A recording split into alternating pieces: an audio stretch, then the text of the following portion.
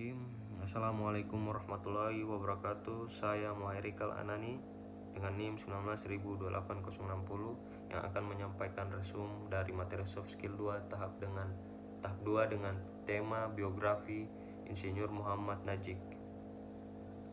Muhammad Najik lahir dan dibesarkan dalam kesederhanaan di sebuah desa kecil di Gresik, Jawa Timur, sebagai anak sulung dari 8 bersaudara.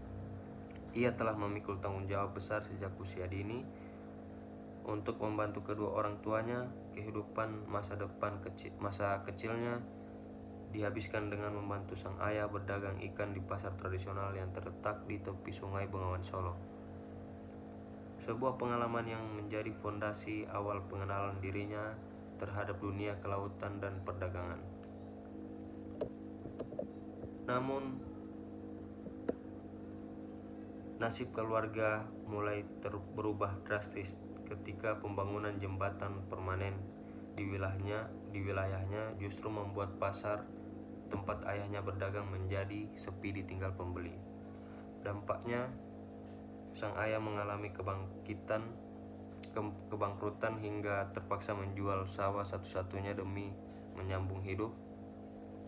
Dalam kondisi sulit tersebut, Najik kecil tidak berpangku tangan. Ia dengan ikhlas bangun setiap subuh untuk menjajankan bubur keliling sebelum berangkat sekolah demi meringankan beban ekonomi keluarga. Meski dihimpit kemiskinan, tekad Najik untuk menempuh pendidikan setinggi mungkin tidak pernah luntur.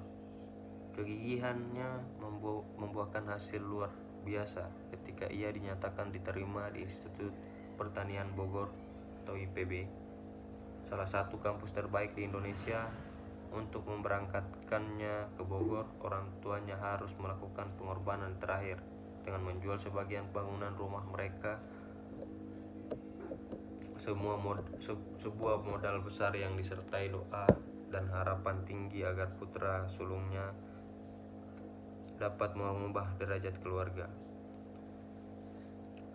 Kehidupan Najik sebagai mahasiswa di Bogor menjadi saksi penempaan diri yang luar biasa keras.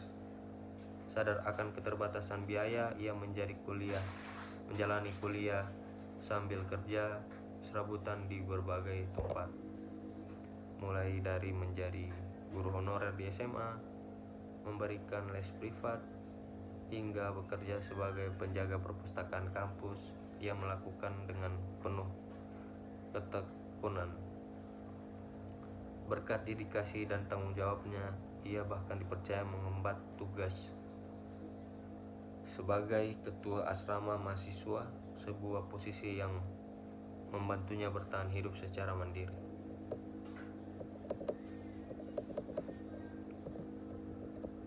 Ujian mental terberat menghampiri Najik ketika ia sedang berjuang menghadapi ujian semester. Di saat ia membutuhkan dukungan soal moral, sang ayah berpulang ke rahmatullah.